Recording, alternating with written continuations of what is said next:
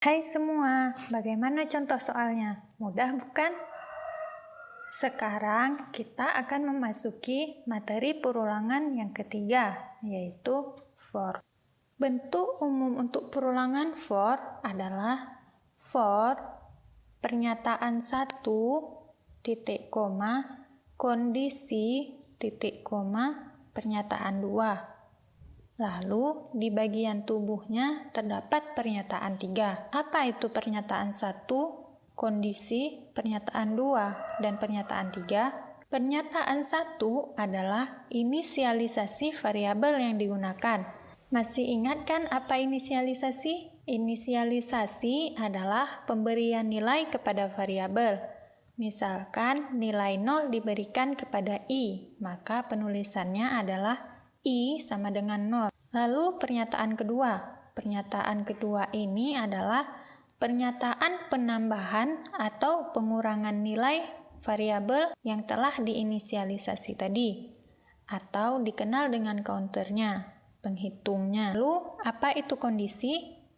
Kondisi ini adalah keadaan yang akan dievaluasi, biasa berbentuk ekspresi logika yang akan menampilkan nilai benar atau salah. Kondisi ini sama dengan kondisi yang ada di dalam while pada perulangan while dan do while. Dan pernyataan ketiga adalah pernyataan yang akan dieksekusi jika kondisi bernilai benar. Bagaimana alur eksekusi for ini? Yang pertama kali dieksekusi yaitu bagian pernyataan 1, yaitu inisialisasi variabel. Lalu dieksekusi pernyataan 3, lalu dieksekusi pernyataan 2, tambah atau kurangkan counter. Yang selanjutnya, lakukan pengecekan kondisi. Jika kondisi bernilai benar, maka eksekusi lagi pernyataan 3-nya. Namun jika salah, maka perulangan for ini berakhir. Setelah pernyataan 3 ini dieksekusi, maka dieksekusi kembali pernyataan 2. Lalu eksekusi lagi. Kondisinya, jika masih benar, kerjakan pernyataan 3, dan jika salah, keluar dari perulangan. Dari alur eksekusi program ini, sama dengan perulangan apakah ia? Apakah do while atau while? Jawabannya adalah do while. Mengapa sama dengan perulangan do while? Karena pernyataan 3 ini dieksekusi terlebih dahulu sebelum dilakukan pengecekan. Sehingga pernyataan 3 ini pasti akan dieksekusi minimal sekali. Lalu, bagaimana jika kita ingin mengkonversikan for ke bentuk do while? Ingat, yang pertama kali dieksekusi pada bagian for adalah pernyataan 1, yaitu inisialisasi. Pada perulangan while, tidak ada proses inisialisasi. Jadi, pernyataan 1 ini dapat kita letakkan di atas perulangan do. Bentuknya adalah seperti ini. Yang selanjutnya dieksekusi adalah pernyataan 3. Maka, pernyataan 3 ini diletakkan di dalam tubuh perulangan do while. Lalu, dieksekusi pernyataan 2. Maka pernyataan 2 ini juga termaksud di dalam tubuh perulangan do while. Dan yang terakhir adalah dieksekusi kondisi. Kondisi adalah bagian yang dicek.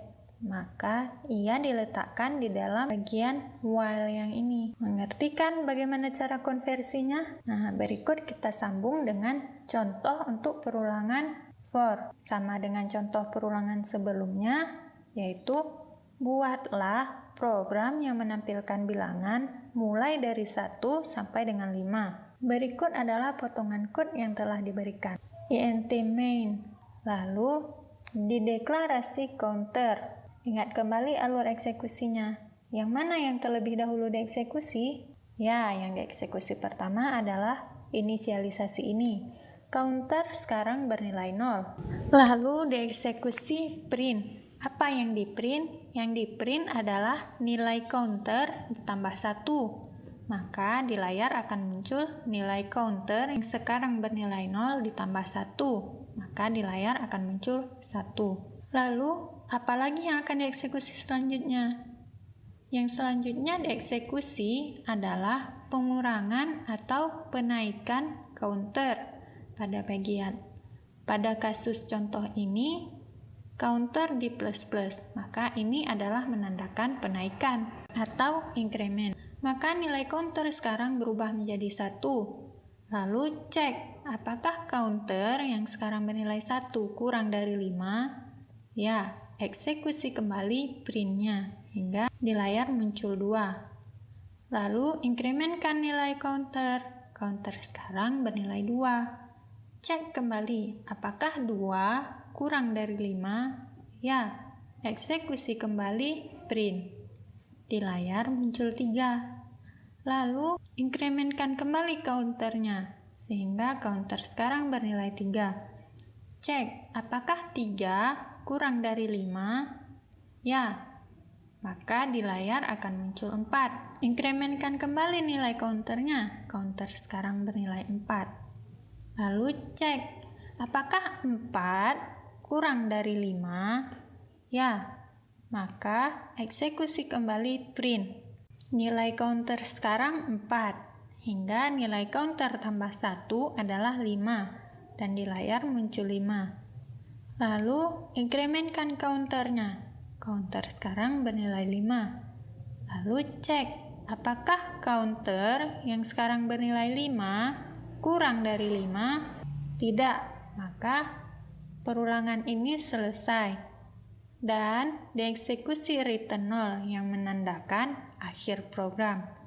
Maka di layar muncul 1 sampai dengan 5, dan ini sesuai dengan kasus yang diberikan. Nah, bagaimana? Kalian boleh memilih salah satu bentuk perulangan yang telah disampaikan, yaitu bisa do while, bisa while, maupun for. Sekian materi perulangan, silahkan lanjutkan dengan contoh soal. Sampai jumpa di materi selanjutnya.